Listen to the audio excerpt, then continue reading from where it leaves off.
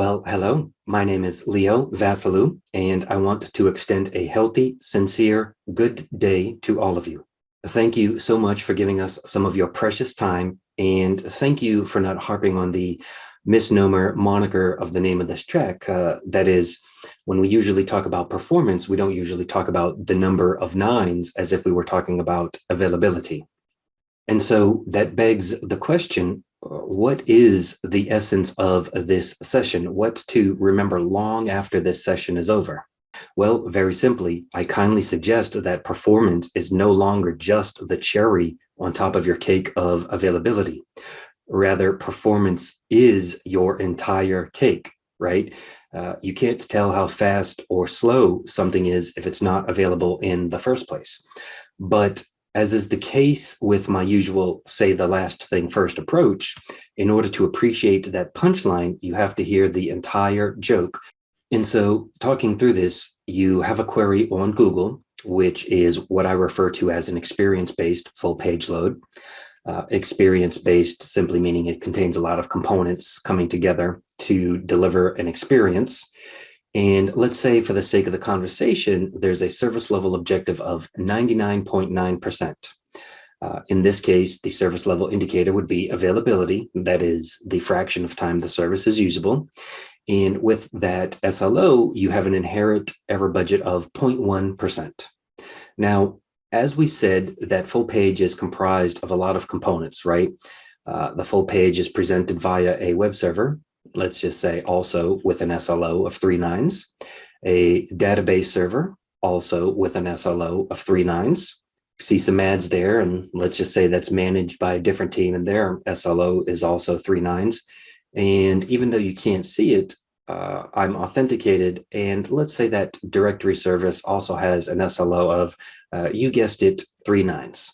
Now, the critical thought here is, if each one of those components, the web, DB, ad, authentication, all have 3 nines for an objective, then Google.com's SLO should really only be 99.6%, not 99.9%, right? Because if each one of those components' error budgets are exhausted at different points in time, their cumulative effect on the total page load is the context we're talking about here. And that's what we mean when we say the number of nines depends on accumulation. Now, Alex and the wonderful team of speakers during SLOConf have done an amazing job of speaking to the components of availability indicators, objectives, and error budgets. And all I want to say here when talking about setting your cumulative based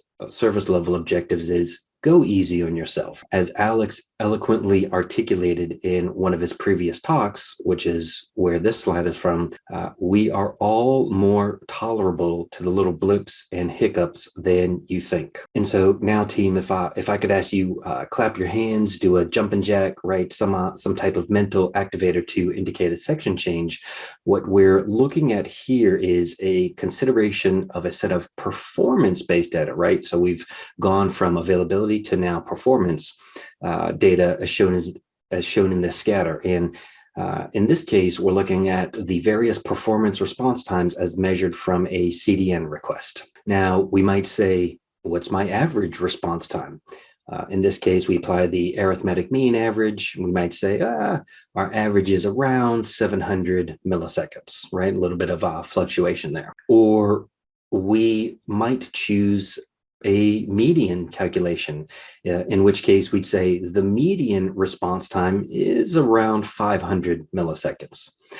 Median, or the 50th percentile, meaning that half of the performance data are equal to or below 500 milliseconds, and half are equal to or above 500 milliseconds. We may even continue to then go on to say, well, what about my 75th percentile? In which case we'd maybe say my 75th percentile is around 850 milliseconds, right?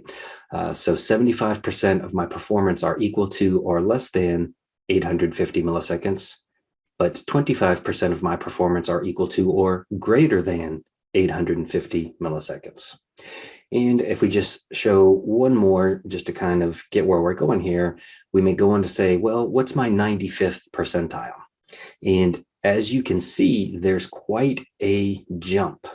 We might say, well, my 95th percentile is around 1800 milliseconds. That is 95% of my performance are equal to or below 1800 milliseconds, but 5% of my performance are equal to or above my 95th percentile. Hold that thought while we jump and change visuals for just a moment here, because the reason our teammates run those different percentile calculations is to try and answer the question of, at what point does my performance data become abnormal or outside of my performance SLO? In which case one might transition to this frequency histogram visual, which attempts to show the entire performance distribution versus a central tendency calculation. And we can see that the majority of our performance fall within the 318 millisecond to 402 millisecond range, but the two questions we're trying to answer are still not answered with this visual, or at least not answered very easily. And those two questions are, at what point does my performance data become abnormal? And more importantly, how do I use this to tell whether or not I've met my performance service level objective? And to take it a step further, remember when I was saying that this was performance data from CDN? Well, here are the histograms of only two of the many hundreds, if not thousands, of CDN pop locations. And if you stare at this long enough, you can kind of see that city B is a little slower than city A. We might say to ourselves, hey, let's put them in the same viewport like this, but still comparing the sets is a little clunky, and the two questions are still previously unanswered, right?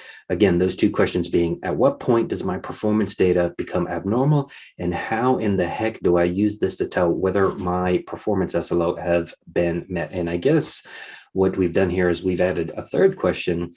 How do I compare whether performance SLO are being met across my various dimensions? In this case, CDN pop locations by city, but the dimensions could easily be parts of your application compared to other parts of your application, as just an example. Going back now to the previous time-based chart showing the different calculations and keeping in mind those unanswerable questions, I'd like to now introduce and discuss the cumulative distribution function, or the CDF. This may be a new concept to many, so let me just say that this is arguably one of the most powerful, if not the most powerful, performance analytics at your disposal. And basically what it does is put all of the percentiles across an axis, making it easy for you to spot the taper point, right? The hockey stick chart, if you will. In other words, it answers the previously unanswerable question, at what point does my performance data become abnormal? We can see that that taper point is right around that 93rd to 95th percentile. And to the other question about how do I use this performance data to know whether or not my performance SLOs are being met, this CDF definitively allows you to manage to your performance-based SLO. And we'll use the simple hypothetical example of, say, your target is 90% of my performance has to be 1,000 milliseconds or less. Well, we can very clearly see that 90% of our performance is equal to or less than 885 milliseconds. But before we get too excited, recall how I said this was performance data containing various dimensions, in this case, different CDN pops. Well, if we consider that hypothetical SLO of 90% of my performance data equal to or less than 1,000 milliseconds, we can see a very small percentage of data is not meeting our objective. And we can now focus our efforts on that specific subset instead of having to waste time where it's not needed. In other words, with this comparison ability, we would not be able to manage our performance SLO across these various dimensions.